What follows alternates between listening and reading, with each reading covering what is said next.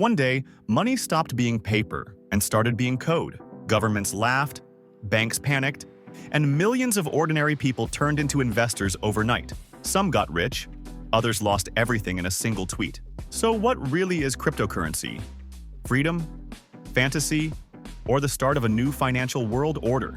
Let's find out. So, what exactly is cryptocurrency and why does everyone talk about it? One winter morning in 2009, a file less than 300 kilobytes appeared online. Inside it, a 9-page document called Bitcoin, a peer-to-peer electronic cash system. No press release, no corporate logo, just an idea from a mysterious coder named Satoshi Nakamoto. Within weeks, a few programmers started running the code. History quietly shifted. People at the time trusted banks like they trusted gravity. Money came from governments, stamped with authority, guarded by vaults and middlemen. Then, the global financial crisis hit, wiping out $19 trillion in wealth and shaking that belief. Out of that chaos, this strange new currency appeared, built on math, run by anyone, controlled by no one. Each Bitcoin carried no serial number and no physical form. Yet, by 2010, a Florida man famously traded 10,000 of them for 2 pizzas. At that moment, digital money bought something real, and a $300 million meal was born. Traders laughed, journalists ignored it, but a small online community sensed a revolution. They called it sound money for the internet. What gave those invisible coins value? Trust, but of a different kind. Instead of believing a bank's ledger, people trusted transparent code.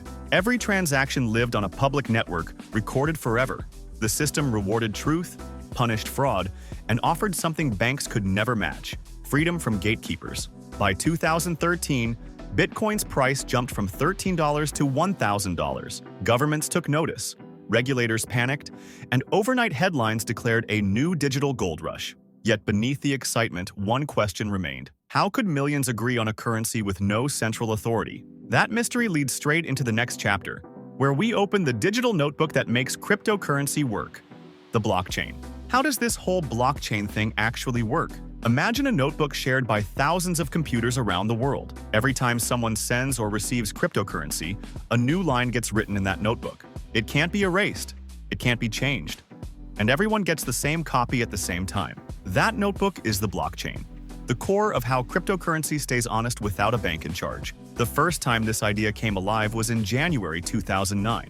The very first Bitcoin block, called the Genesis block, contained a secret line of text. It read, "The Times March. First 2009, Chancellor on brink of second bailout for banks." That wasn't random. It was Satoshi Nakamoto's message. A quiet protest against the banking system that had just crashed the global economy. Each block in this chain records real transactions. Every 10 minutes or so, computers around the world compete to confirm the next block. When they agree on which one's real, it gets locked forever. That's why Bitcoin has over 800,000 blocks recorded since launch, all publicly visible. Anyone can check them, even you, by looking up the blockchain online. But who runs all these computers? Regular people. Miners in Japan, Iceland, the US, even small apartments in 2013 packed with graphics cards running day and night. Together, they keep the network alive by verifying every transaction. The system rewards them with new coins, a self-sustaining loop that built one of the most secure networks ever made. However, behind that elegant system lies a deeper question.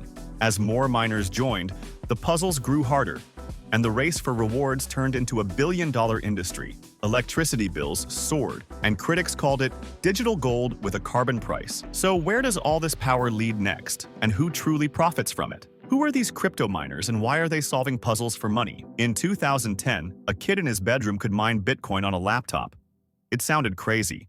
Type a few lines of code, leave the fan running, and a few digital coins appeared in your wallet. Each coin was worth less than $1. Nobody cared. But within a few years, people realized those coins were worth a fortune. That moment changed everything. Mining stopped being a hobby and turned into an arms race. By 2013, miners were building warehouses full of specialized machines called ASICs, short for Application-Specific Integrated Circuits. Each one solved cryptographic puzzles thousands of times faster than a home computer. Electricity became the new gold. Iceland, with its cheap geothermal energy, became a hotspot. So did China, where miners filled entire factories with machines humming day and night. The goal sounded simple: solve a puzzle, verify a block, earn Bitcoin. but the math behind it was brutal.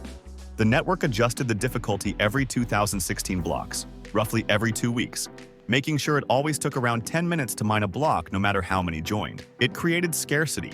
Only 21 million bitcoins could ever exist. By 2025, about 19.7 million have already been mined. The last one may take over 100 years to appear. Miners became accidental entrepreneurs. Some made millions before electricity costs caught up. Others lost everything when the market dipped.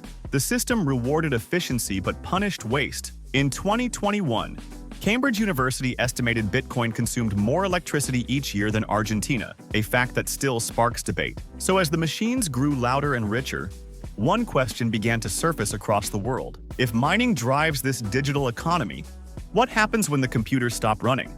Or when someone decides to rewrite the rules? Is cryptocurrency really a smart investment or just hype? In 2010, you could buy one Bitcoin for less than a penny. By late 2021, that same coin touched $69,000. No other asset in modern history grew so fast. Real estate, gold, stocks, none came close. People watched friends become millionaires overnight and wondered if they were missing the next big leap. Early adopters called this a financial revolution. Governments called it a bubble. The truth sat somewhere in between. In 2013, when Bitcoin first hit $1,000, major newspapers compared it to the Dutch tulip mania of the 1600s. Then the exchange meant Gox collapsed in 2014, taking 850,000 Bitcoins with it.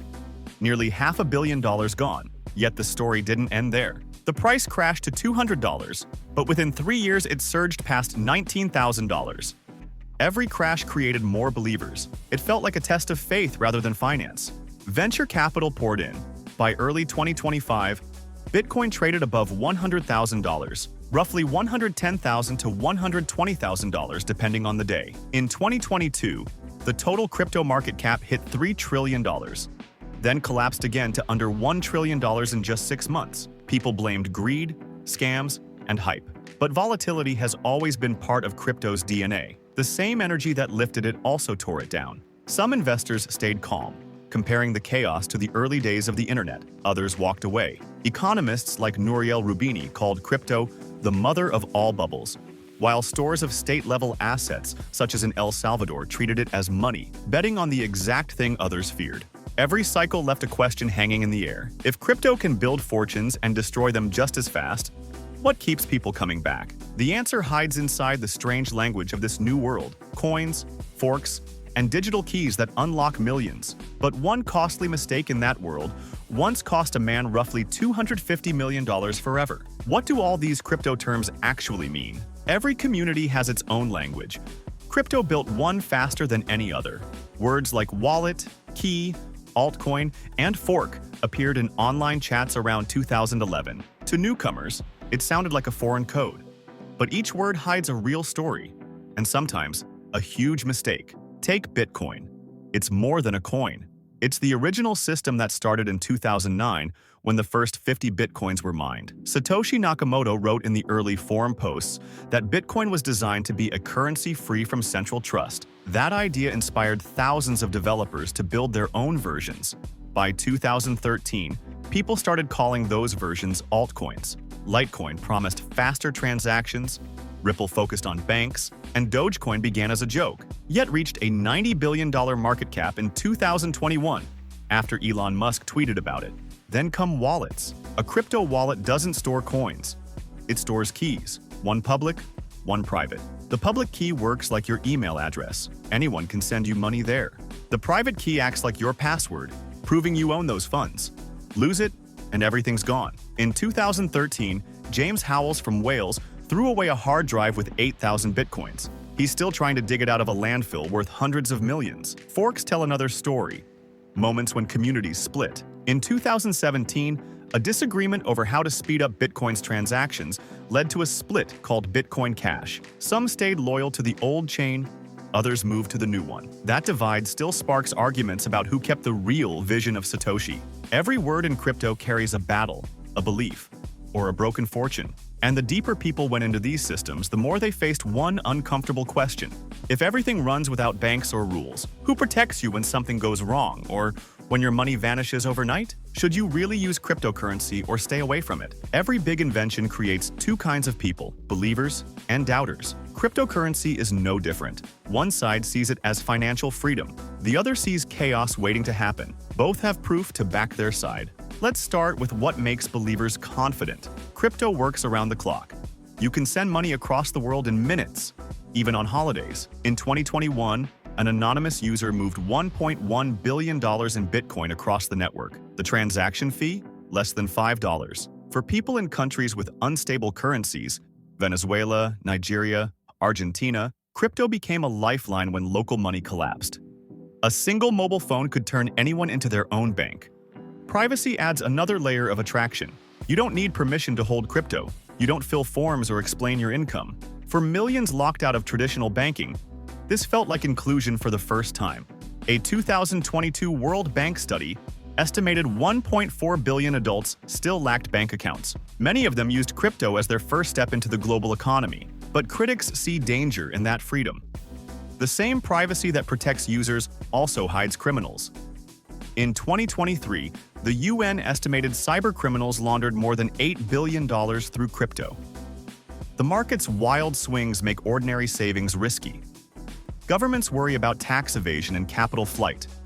That's why regulators worldwide keep tightening the rules. So crypto stands in the middle. Half revolution, half risk. Some call it digital gold, others call it digital gambling. Every boom and bust shapes new believers and new skeptics. And while laws struggle to catch up, one global debate keeps heating up. If no one owns this new kind of money, who decides what happens when it threatens the old system worth over $100 trillion? Money is changing faster than ever, but not everyone sees where it's heading. Click the next video on your screen right now before it disappears. The next secret's already unfolding.